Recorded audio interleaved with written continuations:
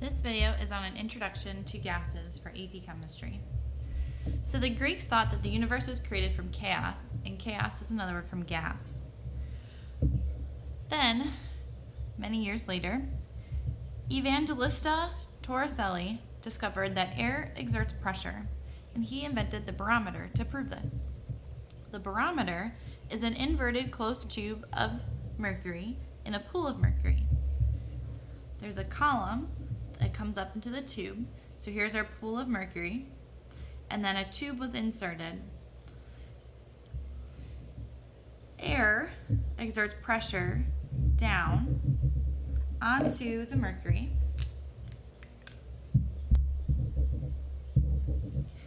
and this air pressure pushes the mercury up into the tube, and this is a vacuum.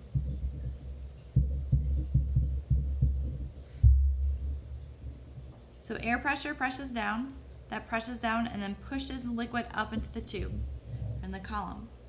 He noticed that on average, the column of mercury was about 760 millimeters tall, or 7.6 centimeters tall.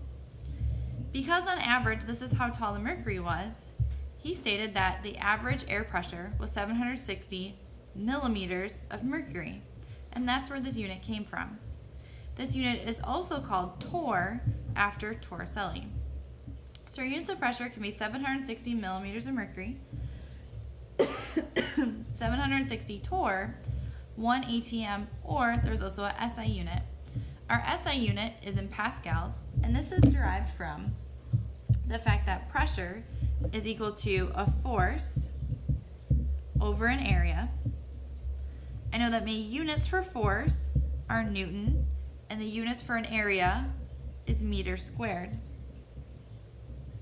If I have 1 Newton per meter squared, that's equal to 1 Pascal. So pascals are the SI unit of pressure, and 1 atmosphere is equal to 101,325 pascals, or we could have kilopascals, which would be 101.3 kilopascals. We can also measure air pressure using a manometer.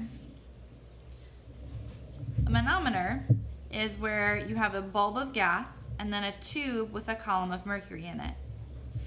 Now when the bulb of gas expands, it's going to press the tube of mercury, the amount of mercury, up higher into the tube here. We can show that for a current tube of gas here, by the difference between where the gas starts and where it ends, its height tells us the amount of pressure that this gas is exerting. In an open system, this is open to the air. That means currently pushing down on my open tube is air pressure.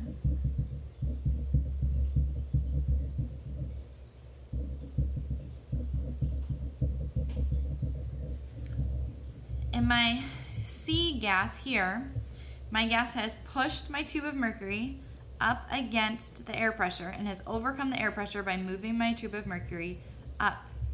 This means that the pressure that my gas C is exerting is equal to my air pressure plus the difference in height of my column of mercury, because I had to overcome the mercury, or overcome the pressure of my air.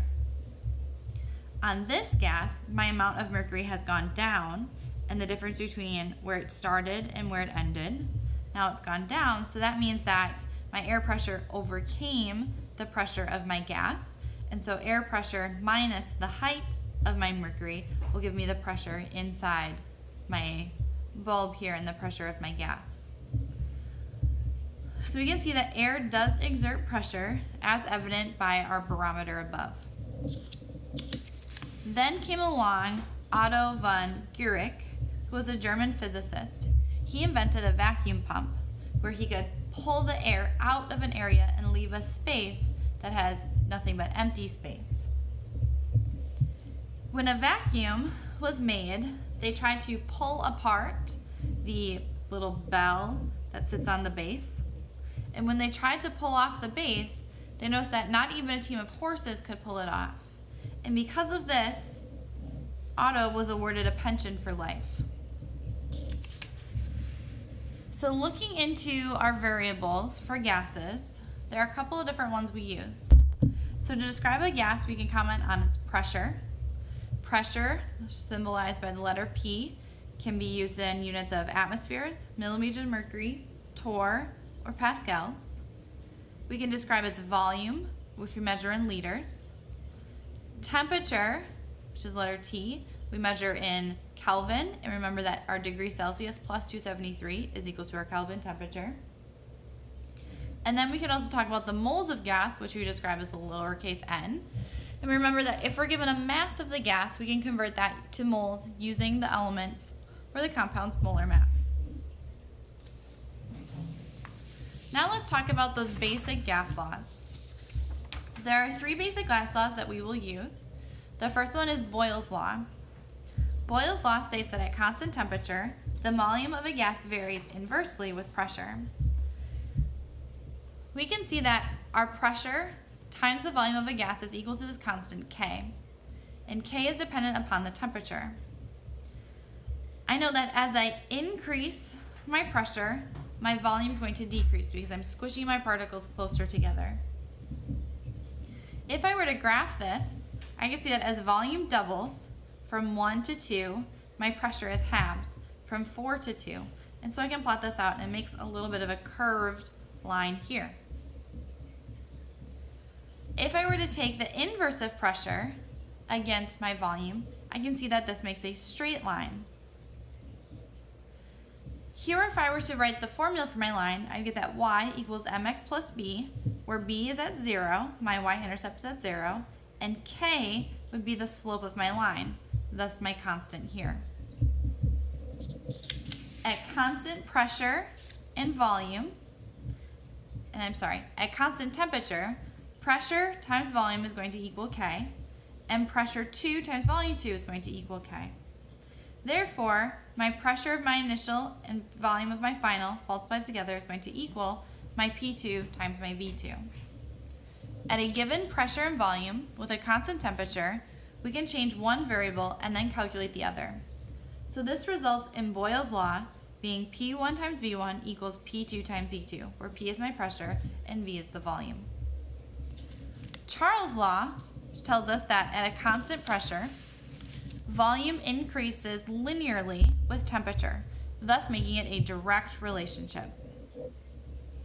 Here again, we can use a proportionality constant, where my volume is equal to some proportionality constant times my temperature. This proportionality constant depends on the type of gas. We can see this proportionality constant as evident in our graph here. As temperature increases, so does volume, but different gases are going to increase at different rates depending upon that proportionality constant. We notice that all of our gases end and meet together at 0 Kelvin. This is because at 0 Kelvin, which is absolute 0, volume would be 0, and it's never actually reached because our particles stop moving. Remember that particles have a negligible volume, so if they all come together and stop moving, they would have a volume of 0. Similarly to deriving Boyle's law above, if I have my initial volume and temperature divided by each other, they're going to equal my constant B. For that same gas, my second conditions of volume and temperature divided by each other will also equal the proportionality constant B. Therefore, Charles' law is equal to my initial volume divided by my initial temperature, which will be equal to my secondary volume divided by my second temperature. Finally, we have Avogadro's law. Avogadro's law states that equal volumes of gases at the same temperature and pressure contain the same number of particles. This works for 2 different samples as well as 1 sample. Here again we have a proportionality constant, this time letter A. And again it depends on our gas. Our volume is proportional to the number of moles inside of our sample. Again, this makes a direct relationship, as did our Charles' law above.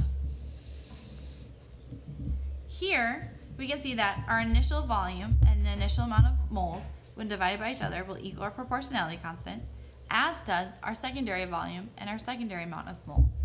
Therefore, we can conclude that our initial volume divided by our initial amount of moles is equal to our secondary volume divided by our secondary amount of moles. And this is Avogadro's law.